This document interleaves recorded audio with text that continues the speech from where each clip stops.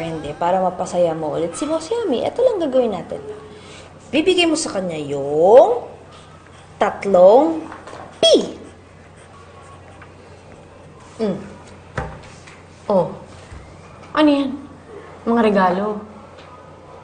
Friend, sabi ko, P, hindi R. Presents! Bibigyan mo siya ng presents. Eh, gifts yung dinrawing mo eh.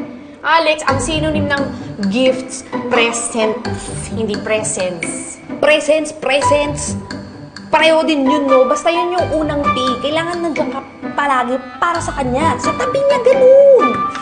Oh, yan yung una. Ito yung pangalawa. Presents. Eh, hindi naman P yan eh. Headphones yan eh. Oo nga, headphones. Sinisimbolize niya yung pangalawang P. Yung pakikinig. Diba? May palalaman pa akong ganyan. O, yan. Okay, fine. Sige, kaya ko yan. Pakikinggan ko si Jaime. Kahit hanggang madaling araw kaming mag-usap sa phone. Ito na yung pakikinig. Last P mo, friend. Ano yan? Dinosaur? Anong dinosaur? Pangit lang naman ako mag-drawing. Dog po yan, aso. Ibibili ko na aso si Hami? Wrong answer.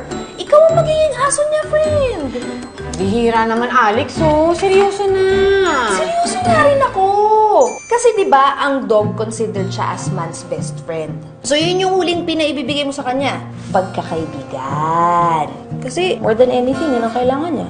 Yung masasandalan, balikat na may iyakan. Best friend. Kailangan niya na best friend. Fairness sa'yo, Alex, ha? Kahit puros kalokohan ka minsan, you really make sense.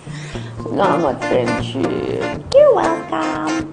Si Rebecca lang naman ang walang tiwala sa akin eh. Kita mo yan? Ganda niya, no? Kuha ko ah.